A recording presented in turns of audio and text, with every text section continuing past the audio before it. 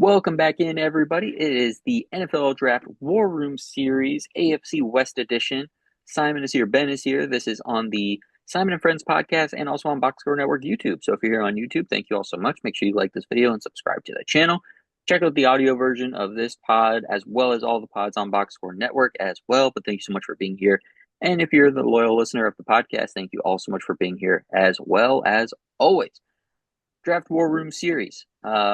We are officially a few days into free agency, so Ben and I don't have to pretend to know what these teams are going to do both in free agency and in the draft. We get to solely focus on the draft. We have all the free agency moves kind of up, but we're not even really going to cover those tonight. If you want updates on what Box Score Network thinks of free agency, just follow us on Twitter. I'm at Simon_Shortt. Make sure you check out Ben on 17 other podcasts that he did this week about free agency. And you'll get all of your thoughts that you're looking for from us then.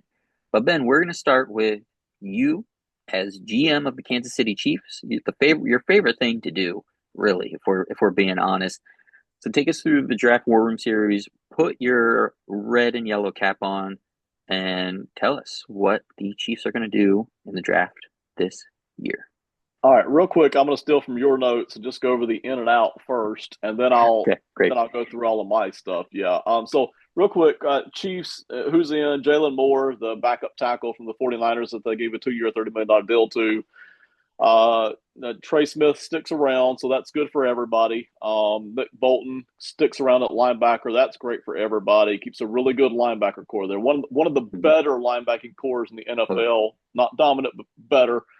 They keep Hollywood Brown, which is fine. I don't know that they had to, but that's fine. And then I like that they brought in running back Elijah Mitchell, just kind of added to that tough runner group. I like that. So on the flip side, who's out? Joe Tooney.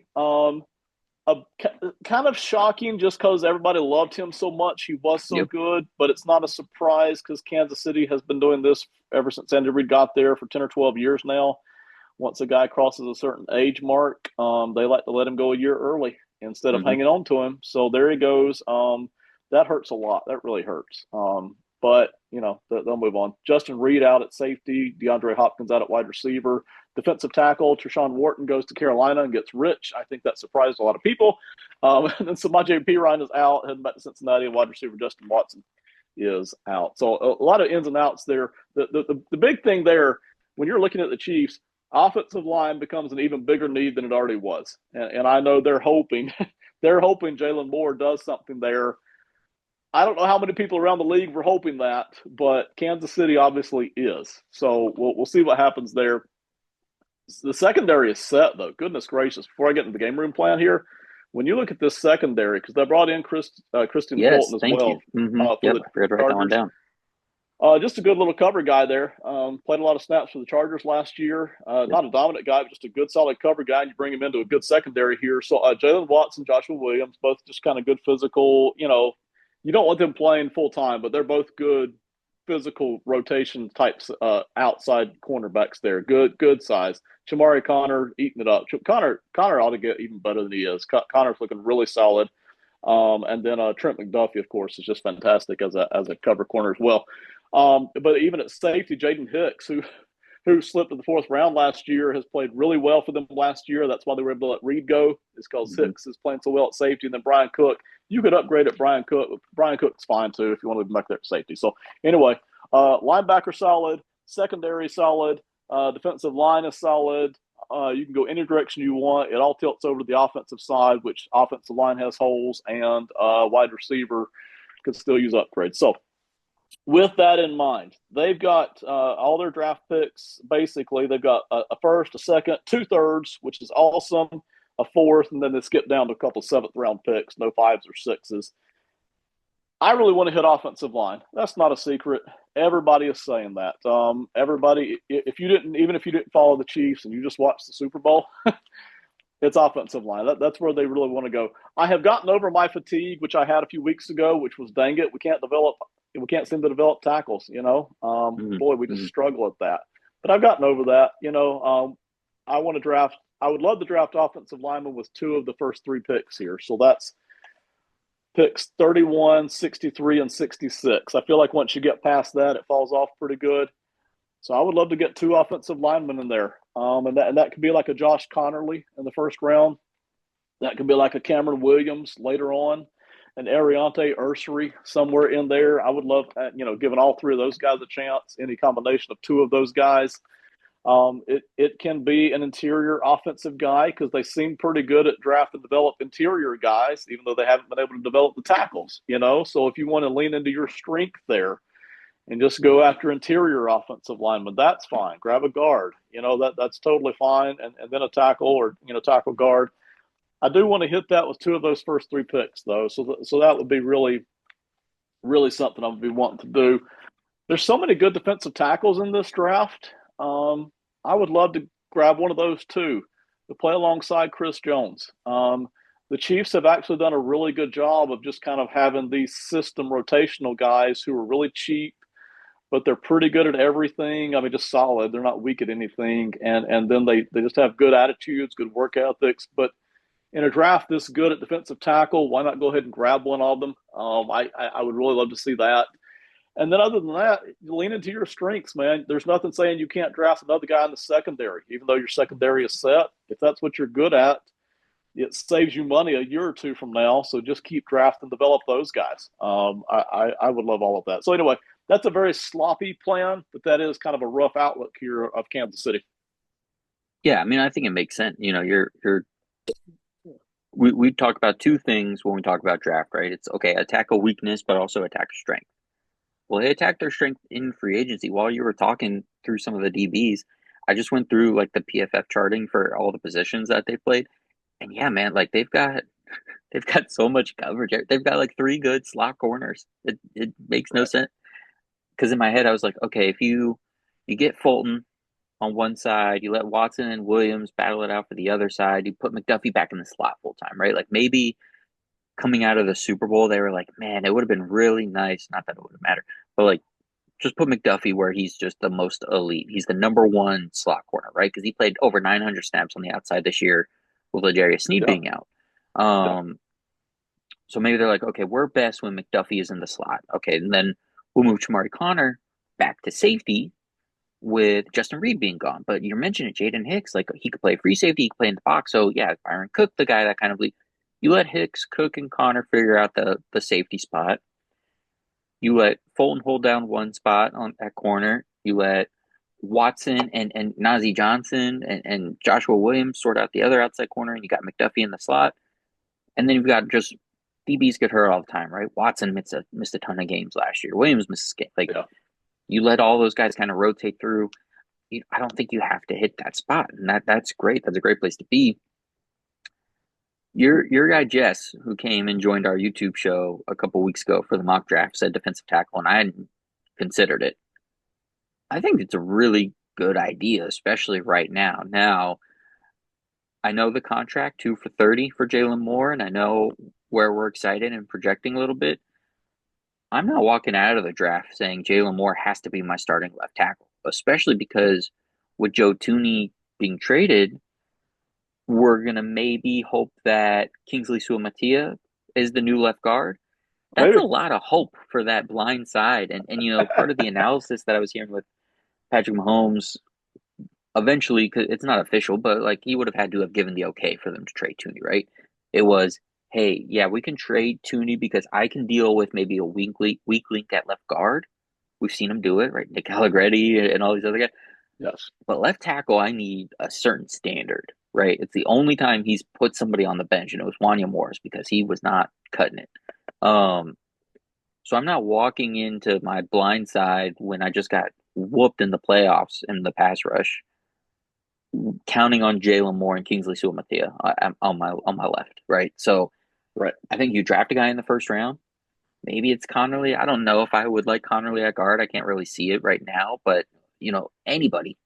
You get a guy who could play on the left side, hopefully play left tackle, because Jalen Moore can play left guard. I know I gave him $15 million. I could put him at guard. Are you kidding me? I gave Jawan Yes. Taylor $30 Absolutely. million and he's playing right tackle. We're not worried about that. We're not creating tier structures per offensive line position. It's not happening. So between Moore, Suamatia, and a first round pick and a third round pick, let's say, I'm going to come out with my left tackle and my left guard, and I'm going to fix the main issue that kept me from winning a Super Bowl last year. Right. Um, so yeah, you could talk about all those other things. I think defensive tackle is good, but it's a good defensive tackle class. That can be your second round pick. You go left tackle, you Yeah. go defensive tackle, you go left guard. I think that's the right move for the Chiefs. You got beat in the trenches in the Super Bowl. You rebuild and add to the trenches here in the draft. And listen, I agree with all of that. The Chiefs' current backup plan for offensive line is to just play seven of them. That's why they got so darn many tight ends on the roster. They already had several. Of course, everybody knows about Noah Gray and Travis Kelce, but they just signed Robert Tonyan as well, who's still in the league. So they've got seven. I think is that right? One, two, three, four, five, six. I think six tight ends on the roster is at last check. So they are planning to continue to do what they've done the past 2 or 3 years, which is just sit tight ends on both tackles, hand those edge rushers off to the tackles, and then go into your short routes is what they're planning until they get something that can actually pass block at either tackle spot. It's not the way Andy Reid wants to do it, but he just doesn't have much of a choice right now. You mentioned seven offensive linemen. They used to do a ton of the tackle eligible stuff. We don't see Yes. that much from them anymore. Who is the? Oh, that's gonna bug me the rest of the show. I'm gonna figure it out. There was an offensive lineman that ended up going to Pittsburgh for a couple of years, who was one of their main tackle eligible guys. I don't even know if he started consistently at any point while he was with them. Oh, that's gonna bug me. I'm gonna figure it out as we do the show today. Wow, that's a bummer. Okay. Anyways, I'm gonna figure that out for you. But let's move on to the Las Vegas Raiders. The real spark to why we switched to the Western divisions here. So we were supposed to do the South, but Raiders got exciting. So the Raiders are one of two teams tonight that I'm not solely going to put on my Simon as the GM cap. I'm going to do a little bit of historical, like what does this team like to do, just because these teams are so interesting for what they've done in free agency. That I'm gonna take that into account a little bit more. I'm gonna give up some of my Jerry Jones power that I've awarded myself on this podcast. So we had Pete Carroll this offseason. We had Geno Smith. We add Alex Kappa. We extend Max Crosby, and we re-sign Adam Butler. Um, one of those is not like the others. What else have the Raiders done? So Jeremy Chin, safety, is in with Trayvon Moore going out. Linebackers Divine Diablo and Robert Spillane are out. Nate Hobbs is out, but Eric Stokes is in. Malcolm Kuntz is back. Elandon Roberts is in. So a lot of kind of swapping one for one spots here. But getting Alex Kappa as a veteran swing guard is nice. Taking a slight step down, but both financially and in play at safety is fine. Jeremy Chin I like. But obviously this offseason is now we're ready to go, man. We've got Geno Smith. We've got a solid offensive line. Um, Center Andre James. We cut Andre James. Jackson Powers Johnson's going to move to center. Um, with that, what's his name? Who's going to play left guard? He played left guard for a good bit last year. Um, Jordan Meredith. Jordan Meredith played a good amount at left guard last year with some injuries. So he is slated to be our starting left guard right now. So the offensive line is mostly intact. Many other defensive players are still free agents. K'Lavon Chasen, John Jenkins, those guys are still available. We could bring those back. But I'm looking at what Pete Carroll did when he took over the Seattle Seahawks in 2010. I'm going all the way back to see what are his core fundamental, like what do I need to do first? He attacked two positions in the draft when he took over the Seahawks: offensive line and defensive back. Earl Thomas, Cam Chancellor, Richard Sherman, and Byron Maxwell were all taken in Carroll's first two drafts. Tell me if those names Hey, ring a good bell. boy. But only Earl Thomas was a first or second round pick. He got all those other guys in like the fourth, fifth, sixth round. Wow. So offensive tackle, he actually were his first two first round picks. He took Russell Okung and James Carpenter in back to back drafts at tackle. Now, listen, we kind of have our tackles. Colton Miller is a name that Yeah. has been steady with the Raiders for a really long time. DeMar Glaze, as a rookie last year, had a pretty good season. I think we can roll with him again. But I'm certainly looking at offensive line in this draft for Pete Carroll, and I'm looking at the defensive backs. But we do have outside corners. Jacorian Bennett, Jack Jones, and Marion Richardson all had pretty solid years last year. Um, so my offensive line DBs are kind of in a good spot if you really take into account the health of the organization. Um, but in terms of the draft, all of the blue chip players, all the top guys at their position are really on the board for the Raiders at 6. Will Campbell, even, is the first name I've written down, and I would put him at left guard. Ted McMillan to be a true wide receiver 1. Mason Graham to play next to Christian Wilkins. Let's get crazy, Ben. Ashton Jonty is here to add to the run game element because I have an offensive line, I have my quarterback, I have defensive pieces. I could swing at a running back maybe a little bit. Malachi Starks to play some safety next to Chin, but also some nickel and play some Nate Hobbs is a guy I'm thinking about. I'm not quite ready to swing for an edge here, but maybe a versatile linebacker like a Jalen Walker to be kind of that hybrid linebacker because both my starting linebackers are gone. I haven't replaced them. Um, depends on how the board falls. There's a world where the top 5 picks are Cam Ward, Abdul Carter, Travis Hunter, Will Campbell, and Ted McMillan. And then I'm kind of in that like not the most high value positions in Graham and Starks and Walker. But I could think about that depending on how it falls. But those are all the positions I'm going after. I'm looking at offensive line, running back, wide receiver, safety, edge rusher, linebacker. My preference, if I had my true like, which of these guys that aren't the top 3 guys in the draft, what I want is Ted McMillan at 6 overall. We have Jacoby Myers, who's a nice player, and then we have 2 5'9" wide receivers who are positive contributors and role players, and Brock Powers, who's a pseudo number 1 great rookie tight end season. But McMillan would give Geno Smith a big outside target that not a lot of players in this draft could be in later rounds. And I think the difference between the talent at 6 at a position to our second round pick at that same position is the greatest at wide receiver.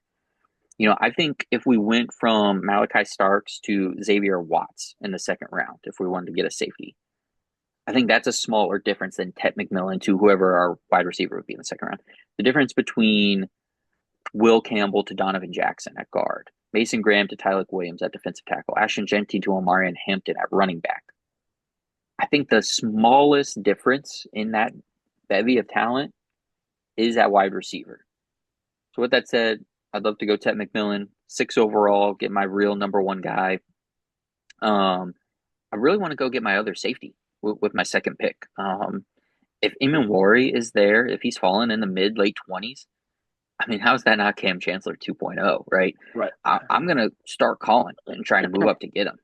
I have, some extra, I think we've come out even on draft capital. We had an extra 3rd round pick. We traded it for Geno. So we're pretty even in draft capital right now. But I would look to move up into the late 20s for Eamon Wari if he's there. And if we can't get him, I'm looking to move back into the 40s a little bit and take Xavier Watts from Notre Dame just to be that deep free safety while I let Jeremy Chin roam around and do all the things that he does. In the 3rd round, linebacker Carl Schwessinger from UCLA. And then I'll start looking at some running backs. But day 3, I'll probably end up getting that running back in the 4th round and then add to the trenches after that.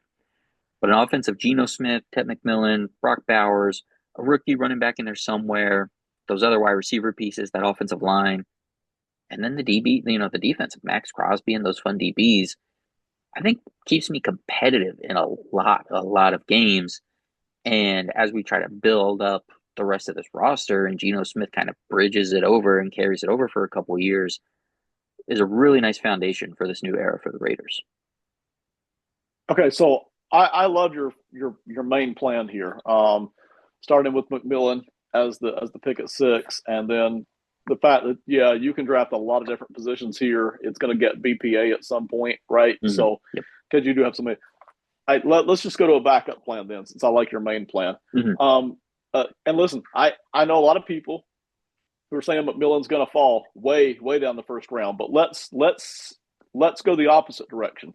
Mm-hmm. Let's say McMillan actually goes before the Raiders spot, mm-hmm. and all of a sudden you just draft somebody else that you do like. Let's not even worry about who that is. It won't be wide receiver, but you draft somebody else that you really like. So you get a really good player that you like, but now all of a sudden what are we going to do at wide receiver?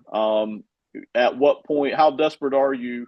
At what point do you start looking at some of the early second round guys slash late first rounders? Or from what I've seen, there's kind of a cluster of guys sitting back there in the late second round, early third round who are more like only a speed guy and only a big guy. Where would you go as a backup plan if that were to happen? Yeah, I'd probably just wait until those mid rounds, like fourth, fifth round at wide receiver at that point. I think you can get some good ones. Well, what I actually think might happen in this draft is because there's not that slam dunk consensus, like five or six first round wide receivers. I think a lot of guys might get swooped. A lot of the day two grade guys might get swooped up in the second round. So Trey Harris, Alec Iomanor, the two Iowa State guys, Jack Beck, Isaiah Bond. I think a lot of those guys, even if you have a third round grade, might go in the second round just because a lot more teams are going to pass on wide receiver Right. in the first round than would normally Right. do that. So then I think there might be a gap in that third round range. And then you're kind of looking at taking some day three guys a little too early. But let's say Tech goes for, let's say Will Campbell goes 5. If I'm looking at Starks or Jalen Walker or who else did I kind of put there? Mason Graham. Right. Then I'm tempted to kind of do Starks in the first round. Mm-hmm. And then if I don't need to do safety in the second round, then I'm kind of looking at the running back spot. And then I said what, running back in the fourth round maybe, then I'm probably taking a wide receiver in the fourth round. That's kind of an avenue we could go. Yeah, and real quick, I'll advertise for our show that we'll do in a few weeks. The draft over under, where you and I get together and try to figure out what's the number Mm-hmm. of. Because I think the interesting part, as always, who slips in late. I hear some people say that wide receivers, because there's so few of them, there are actually going to be more of them taking the first round. Teams grabbing. I'm actually thinking the opposite. I'm thinking they're Mm-hmm. going to fall back the second round, and then there's a whole bunch of them going to go in the second round, kind of like you just said, Yep. including some really kind of round 3 talents who will push up into the second round. But then again, I think there's another cluster sitting back there, somewhere in the mid thirds who are, give you a decent option. Maybe it's a Savion Williams, or maybe it's a Royals from Utah State, or maybe Mm-hmm. it's even a Tez Johnson sitting back there at Oregon, perhaps. I don't know. There's guys sitting back there. Torrey Horton, who I've come to like from Colorado State. So Okay. I think sitting back there, not amazing talents, but viable options for me. Yeah, because for the Raiders, because I think there's a lot of guys deep into day two, early into day three at receiver that are going to be useful players. But I Right. think I have 3 useful players already, Right. in Right. those guys. So I'm looking for that kind of alpha number 1, and that well dries up very quickly in this draft. So yeah, that's kind of where Ted McMillan feels like the guy. And yeah, I mean the stuff on him falling, man. I get he's not the fastest dude, but Right. neither is Drake London, neither is, T. Higgins isn't super like Nobody whatever, man. expected Drake, him to be yeah. fast either. Yes. And No. nobody was Yeah, right. expecting That that. right. Exactly. It's not that he looked fast on tape and then he ran a 4.55, right? It's like No. that's not who he is. So yeah, whatever. Ted's great, man. Let him fall to 21. I'll throw out my Steelers draft plan in a heartbeat. Screw the defense. All right, cool. So that was the Raiders. Good conversation on the Raiders. Really, really excited, Ben. I told Yeah. everybody when they fired Josh McDaniels, 2.5 years ago, I was all in. This is my niche team. For them to have my guy Gino. It's very exciting. It's a very, very exciting time for the Las Vegas Raiders. For sure. Yeah. And by the way, I'll go ahead and say it now. I'm a little bitter that you predicted this 3 or 4 weeks ago on a different show. Well, the Simon and Friends podcast with Right, Ronan. with Ronan. Mm-hmm. Yeah, you called the Geno Smith to the Raiders, and the part that I wasn't sure about, but it was Sam Darnold to Seattle. But boom, that's exactly what happened. So good. I saw the dots you were connecting, but I was connecting a different set of dots, and yeah, you had it right. So good job. Broken clock, as they say, Ben. I'm not going to get No, it's any better than other that, free man. agency thing right for another 3 years, but I'm tooting my horn, man. I put that clip out on Twitter and everything. Nailed it. I will fall back on that for eternity. Let's go to the LA Chargers, Ben. They have also had an active few days in free agency. You are up with the Chargers. What is the plan for the draft? And real quick, because I'm gonna steal from your notes again because they're fresher than mine. If you're watching this video 2 or 3 days from now, there may be more signings that obviously we haven't even captured on here. Could have even been happened while we were on air. Okay, so who's in? Khalil Mack. I think they kept him on a 1 year deal. Mhm. Your beloved Najee Harris coming over from the Steelers is in. Dante Jackson as well coming in from Pittsburgh. Tierra Tart stays there. I was hoping they would actually keep him as well like that. So who's out? Joey Bosa. I'm not surprised at this, and I'm not sad about it either. Um, boy, he was so hurt last year. When he was healthy, boy, he would just light it up. Pressures and sacks, pressures and Mhm. sacks. But he just wasn't healthy. There were several times last year where they weren't sure if he was going to play. He did play, and then he only played about a half, and then he just Yep. sat out the rest of the game. And it's like, dadgummit, we're paying too much for this to keep on. So all things considered, this was a good move to let him go. Gus Edwards out, Christian Fulton out. We talked about him going to the Chargers. I'm into the Chiefs. Wide receiver Josh Palmer is out. That doesn't hurt my feelings. I think they can, from an overall football player standpoint, do better. And then Poona Ford, I was kind of hoping they would pull Poona Ford back in just because I love that kind of backfield rotation kind of a thing they had going on. But Mhm. he's a late bloomer, age kicking in there too a little bit. So, they moved on from him. I'm not going to cover any more of the free agents tonight. I'm going to move right on because there's a whole lot more here. Draft picks. They got a bunch of them.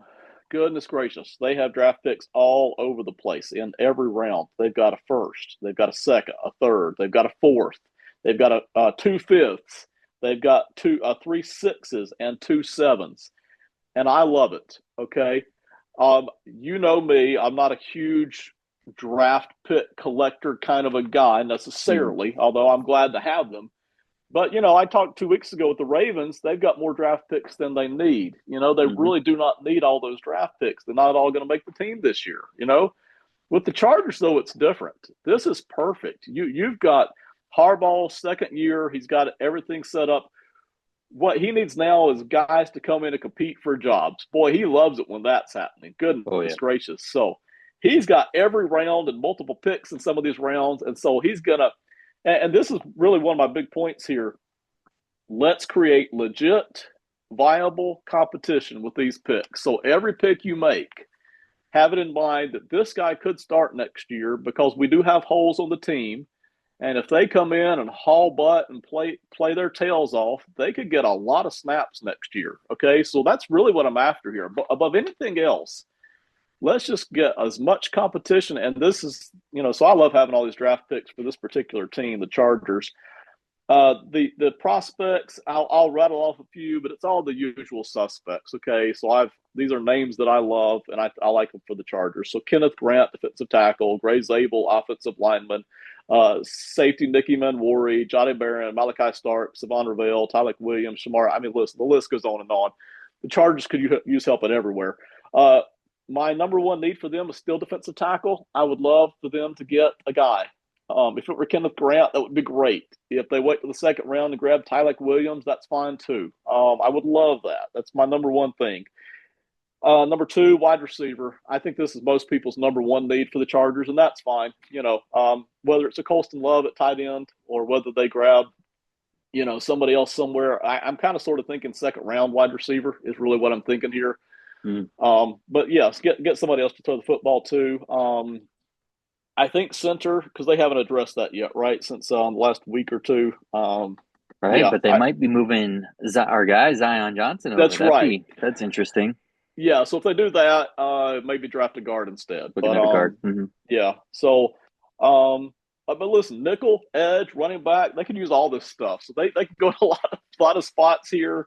Um, let's see. They could use a flexible guy in the secondary because Derwin James played almost 400 snaps slot last year. So Hmm. I wouldn't mind them getting any flexible guy in the secondary at the first round pick or the second round, whether that's a Jade Barron style of guy who's kind of a slot that can move out to other places, or whether it's a Nicky Manwari who's kind of a safety who loves to shrink down into the box, or whether it's one of the other guys out there. I would love for them to get a flexible guy because then if you want to keep James at safety at slot for 400 snaps again, you can do it.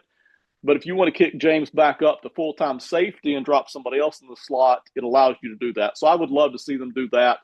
Defensive tackle, that's a list. Again, like a couple of teams we're covering tonight, they can go in a lot of different directions. So I'm not stuck on one path here, but that's kind of where I'm looking at. Yeah, they can do a lot. I love the competition point because they had Christian Fulton on the team. They had Asante Samuel on the team last year, and he was banged up a bit at Yeah, points. But they had two fifth-round picks playing outside corner for them for a large chunk of the season. Tareep Still and Cam Hart. Like, they did. and they'll do it again. They'll They take will. one of those 6th-round picks this year and draft a corner and say, go play up to those guys. Um, you can't go wrong with defensive line. Whatever they do with Zion Johnson, you can't go wrong. Add to the offensive line. They get Najee Harris as kind of that stopgap running back because that was also starting to be a talking point. Could they just take a running back, and really kind of Right. hammer this thing home? I love the idea of them getting another Michigan guy in the first round there, whether it's Grant or Loveland. They can go in a lot of places, and for them having all these picks is huge because they've had to do so much cap cutting for the last 2 seasons. So this is really backfilling that roster. Yep. This is why It all is. last year we talked about this was them being ahead of the curve, right? So right now, yeah, like the wide receiver thing, and we're not. I'm not doing the best job of doing the put the owner or the coach hat on. But if I wanted to say like bang the table as the owner and say we need a big play wide receiver, um, Ladd is great, but we need a big guy on the outside who's going to do this, that, and the other. Well, that's a move that you might make when you're looking for the finishing piece of your offense, right? But this team could use another tight end or an interior offensive lineman, or they have other things they need. Um, maybe I'm talking out both sides of my mouth about the Raiders, but the Raiders can get McMillan at 6. You're not getting Ted McMillan at 20 with the Right. Chargers.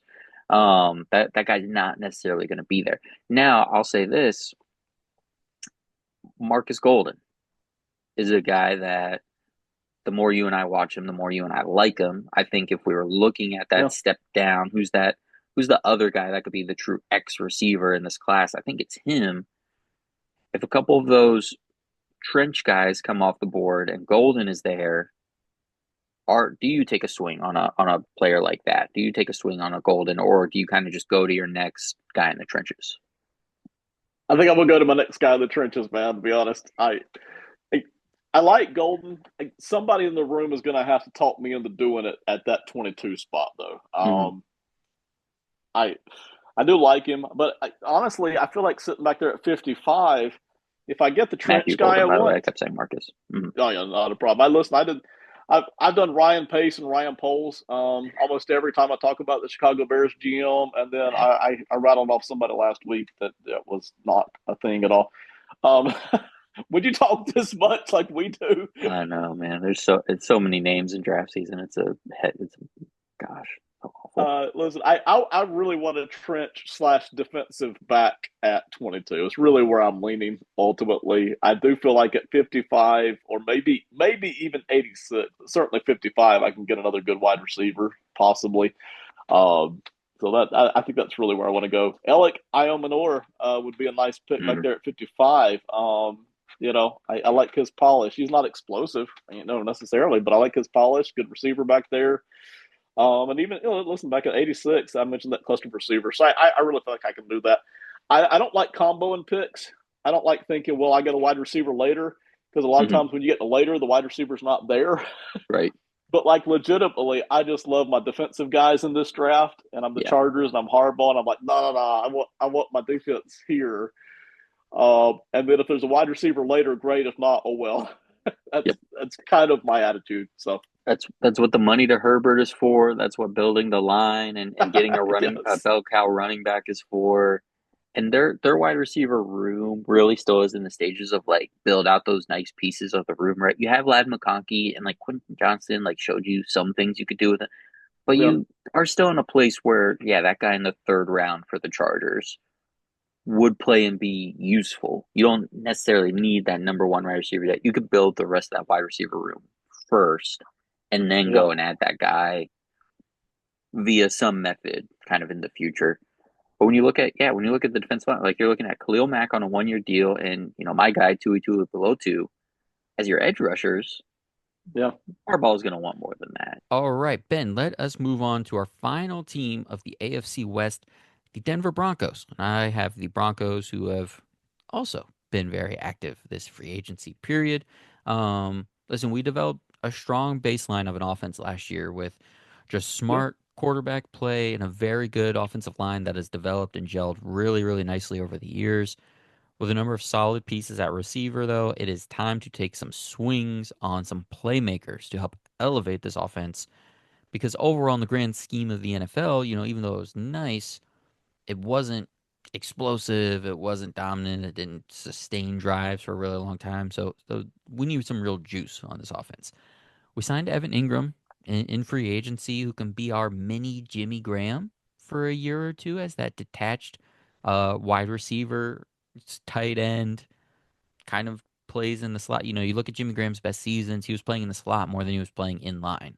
And that's the same thing for Yeah. Evan Ingram, the best way he's been Yeah. used in the last couple of years. But I'm still not opposed to taking a tight end in the first round. This was where I was leaning before the Evan Ingram signing, and I still think we could do it.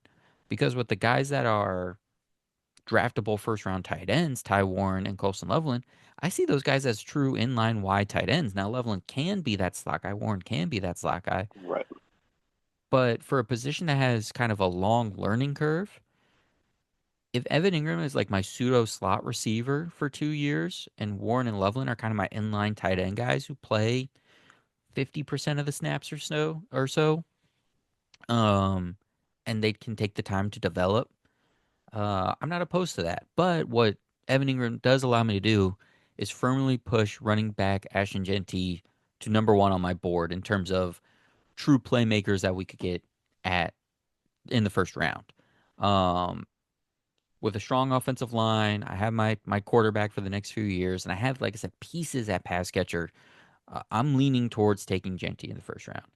Um, goes Genty, it goes Warren, it goes Loveland. Those are my top three guys. Or I did it again. Matthew Golden is there as kind of my number four in terms of being a playmaker. Um, kind of the next man up as a true X receiver after Tet. But I'd rather spend another year kind of feeling out the young guys that I have on this team. Little Jordan Humphrey, Vele, obviously I have Courtland Sutton. But there's just a number of guys that I kind of want to see where they fall, especially when I bring the juice of we have a running back that can really demand a lot of attention. We have a tight end that really demands a lot of attention. Give those wide receivers more room to kind of explore and figure out what they're really good at, what their role is before I add that over the top finishing wide receiver piece. So if I go running back in the first round, I'll look at the tight ends in the second, but I'm actually leaning towards a defensive tackle in the second round. We know year to year defense is volatile, and we were a top three, if not the best defense in the league last year. We had the defensive Yeah. player of the year, but I don't want to neglect that unit just because it played really well last year, and we have it. Dre Greenlaw in free agency. I was going to look at linebackers on day two. Talanoa Hufanga in free agency. I was going to look at safeties in the middle rounds, but we take care of those positions. So now let me look at this deep defensive tackle class that goes 2.5 rounds deep in terms of real rotational level, starter level players. And especially because we're that unique 3-4 system where we like our defensive tackles, defensive ends to be 6'4, 280, 290. It's a really good draft class for that. So let me look for a guy to rotate with Zach Allen and John Franklin Myers at that position. We re signed DJ Jones to be that kind of nose tackle, defensive tackle, run plugger. Um, but then I'll look back at tight ends in the third round. If I go tight end in the first round, then I want to look at the running backs in the second round, actually. Look at an Omarion Hampton. Look Look at, at you, man. I know, I know. This is the thing. What do Who you is have to this? do first? You have to build the offensive line first. They've got all pros and pro bowlers on this offensive line. They spent big to rebuild the right Yeah. side of it a couple years ago. They kind of found a gem in Wattenberg at center out of nowhere. You build the line first, you get your franchise quarterback, number of pieces on offense, and top three defense. Then you drop a running back in, And it makes a lot of sense. It's great because that guy's got lanes. That guy has a quarterback and a passing game that can be relied on. It's a good coaching staff. The defense can take care of things on the other end, both create splash and just be a consistent defense. Take care of all that first. Then you get to do the fun stuff and draft a running back. Um, so I'm looking at tight end, defensive tackle, running back in the first 3 rounds in some order. My preference, though, would be get Genty at 20, go tight end in the 3rd round. I'm not going to reach on a Fannin Jr. in the 2nd round just because I need to. I think I can get one of those decent guys, Taylor, Arroyo, Fannin, somebody in the 3rd round. Take a defensive tackle in the 2nd round just to add a little extra flavor to that defense. And then later on day 3, then we'll trenches and linebacker, maybe a receiver. We'll look at some other stuff, but that's mainly where I'm at. I want an offensive playmaker at tight end and or running back, and then a defensive tackle early in this draft. Okay, you and I have kind of hit a couple of teams here that had a lot of different stuff they could do, so didn't necessarily need a hard direction. But you've got one here with Denver, and I like it. I think I really enjoy this. I like this hard direction that you've got here. So let's talk Tyler. If Tyler Warren here at your pick, I would love it. I would absolutely love it. I love Warren to a lot of teams. I think any team could use Tyler Warren. That's why he may not be here at this spot. If he's here, I love it. I love that. If he's not, or even if he is, and you want to go Genty, I love that too, man. I love Ashton Genty. There's some teams that just don't need a running back right now, or they've got bigger needs and other players they like, so he could go anywhere. But I love Ashton Genty here in Denver. Boy, and listen, I'm yammering here. I'm not putting on my owner's hat either right now necessarily. But We'll save that for the NFC West. Yes, we'll Do say that that on the next for one. the other side. I love what Sean Payton did this past year. I thought his coaching job, his teaching job, his scheming job was the best he's ever done. And I know what he did in New Orleans, but I thought this was fantastic. And so now he's got guys developed, he's got guys in roles, he's got guys doing what they can do. So I love it. If it were to get to let's say you do Jonty in the 1st round, and you're looking at tight end. Let's say Loveland's gone. Give me 1 second here. Your picks in the second, you got pick 51. So let's say with pick 51, you're sitting there and you'd like to hit the tight end spot. It is Arroyo and it is Taylor sitting there. Let's even throw Fannin in right there. What are you thinking as far as the tight end you'd love to have there? If I'm looking in this to do it in the 2nd round, and my goal in this is juice and playmaking, it's Fannin. Um, I like Arroyo, and I like him as kind of that inline number 2, do it all kind of guy. I actually like Mason Taylor best as a blocking tight end. Like if you wanted a true blocking tight end, and then guy that can Okay, go up and get a nice jump ball. But if I'm looking for like a true easy button playmaker, it's Fannin. Now he's not going to give you that inline stuff. He's really kind of an Evan Ingram. He's kind of a duplicate of that. right. But my goal for this is I want more easy buttons for Bo Nix that can become explosives, right? I want to create the juice that a S tier level quarterback can create on his own, but I'm doing it with these other pieces. Arroyo is probably not going to create that for me. He's a nice zone beater, so maybe just gives me another easy answer. But again, that's something I can get from maybe somebody in the mid rounds or late rounds or off the scrap heap in free agency. Fannin is a guy that I can scheme up with screens and stuff out of the backfield and all sorts of things. And yeah, if he's a duplicate to Ingram for a couple years, that's fine. But look at Chiga Quanquo. Like he's taken time to do anything, and he's not really even that consistent yet. But Fannin is a guy that I think with Sean Payton and starting in like a limited H-back role can provide those easy buttons that could become explosive and then with the upside for more. So if I'm looking at 51 at a tight end, I'm probably looking at Fannin more than I'm looking at Taylor or Arroyo. Yeah, fair enough. And listen, I didn't say it, but I'll reach about what you said at the start. If it is a tight end at some point, man, I love that, especially like you said, tight end to Bo Nix, because Bo Nix, it's not that he can't throw a deep ball, but most of his stuff is operating over the ball 10 to 15 yards, or it is screens, or it is, rolling out to his right and hitting those 15 to 20-yard kind of out routes and, two option routes. That's his stuff. So, boy, a lot of people don't like duplicating positions, duplicating types. I don't mind it because they're going to play different parts of the field. It's Mhm. not like they're going to be standing beside each other. Right. So two tight ends who play similar things. What's wrong with that? Well, why is that a problem? They line up on different sides, and they either both go right, or one goes right and one goes left, or one goes deep and one goes short. I mean, what's the problem with that? I love that. So, a real quick question here on the defensive tackles. Let's say you get to pick 51 and you're looking at defensive tackles, but let's say Derek Harmon is gone. Let's take out Darius Alexander and Walter Nolan, all long gone. Mhm.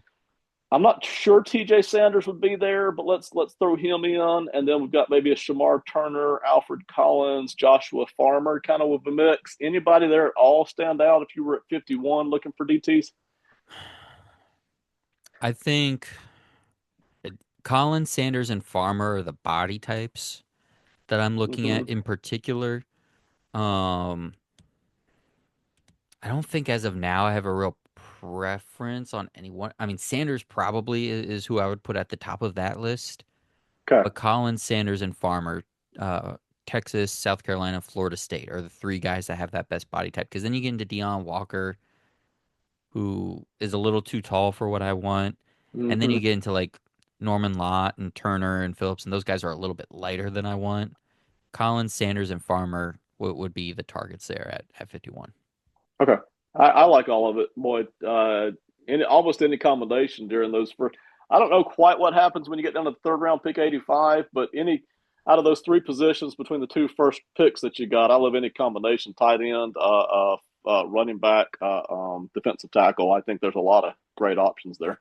Yeah, I've had to wait to the third round. Like I said, those other guys, not quite the right body type, but like a Ty Robinson out of Nebraska Okay. kind of has more of that Okay. 3-eye, 4-tech body type that I'm looking for. So that might be a little bit of a reach, but again, if I'm looking to really nail that position, that might be a guy I'm looking at there. All right. I love it. Look at you drafting running backs in the first or second round, man. I know it's It gross, and was like I'm not just saying the names either. You guys have gotten me like I'm actually watching the film on these guys. It's gross, man. It's disgusting, and I have fun while I'm doing it. And I'm just like, this isn't for 80% of teams. This would do nothing for them in all real and whatever. We'll have to do a separate show someday on like the pitfalls of just watching film and then knowing what the like real outcome could be. Write that down. I shouldn't put this in the pod. I'll Somebody's write gonna that steal down. that. Right down. There it Um. is. All right, that is it for the AFC West version of this War Room series. So if you're listening to the audio podcast, we're going to hit a commercial break and be right back. If you're watching on YouTube, thank you for watching this video. We're going to do the NFC West on a separate video. So once you wrap this one up, if you haven't already, like it, subscribe to this channel, and then go hit the NFC West as well. We have the AFC and NFC North already up here too. If you haven't seen those yet, go check those out. Thank you all so much for watching and listening to this one. We'll hopefully see you on the next one. For the audio listeners, we'll be right back.